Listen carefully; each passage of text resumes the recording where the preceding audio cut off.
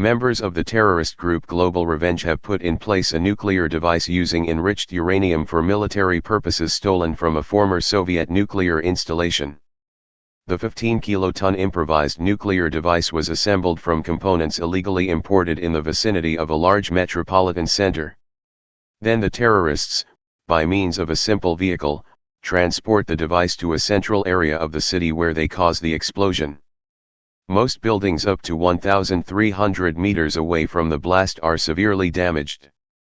Injuries from falling debris were reported as far as 7 kilometers away. The radioactive mushroom cloud risen above the city is starting to drift south. The fact that this large city is also coastal, the radioactives of the cloud will fall likely over the sea, causing consequently a reduced number of accidents. But the problem is that now the marine environment limits the areas that are available and suitable for evacuation. Other problems are caused by the bridges and tunnels close to this coastal town. The reason is the creation of obstacles for evacuation processes, causing delays and increasing the radioactive dose that people may receive.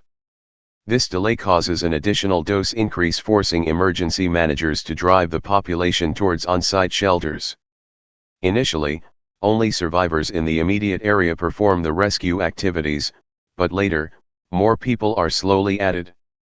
It is possible that these individuals have received a very high radiation dose, perhaps prohibitive or lethal, and unfortunately do not yet know it.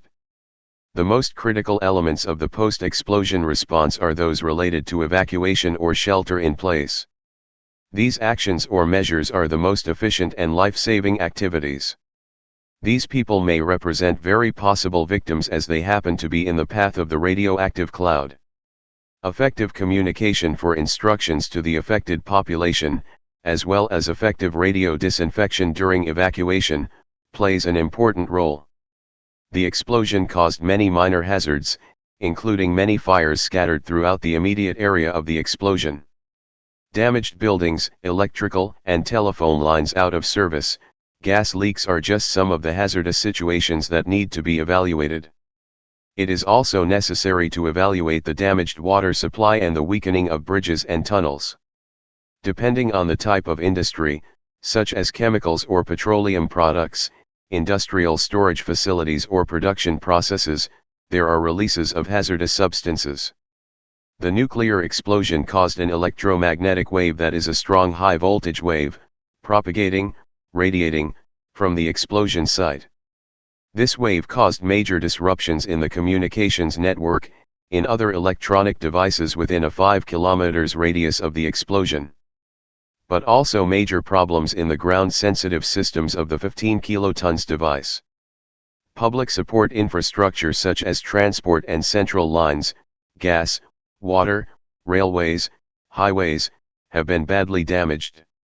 In addition, food supply and communication, food distribution, and fuel distribution systems and storage may have possibly been damaged. There are already concerns about the safety and reliability of many structures such as dams, embankments. Also fears for nuclear power plants, hazardous materials storage facilities, hospitals, schools, and others. In addition, the explosion of a nuclear device near the surface of the ground causes a great fall of particles of radioactive contaminants. There are disturbances/reductions of many human functions and organs, caused by enormous thermal energy, heat. Remember that a large amount of energy was released by the explosion, causing in the first phase burns on the exposed skin and eyes. The largest post-nuclear radiation concerns relate to direct radiation, gamma rays and neutrons. This includes the dose of gamma radiation emitted by radioactive particles deposited in the soil, as people move away from cloud areas.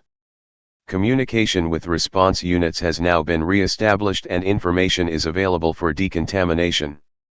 From now on, the protection of special populations goes to another level without leaving schools and daycare facilities from our site, and provision of shelter/reception facilities. But the major fires of the explosion, which first destroyed all the buildings in the immediate area, are spreading now and threaten to turn the rest of the city into ruins.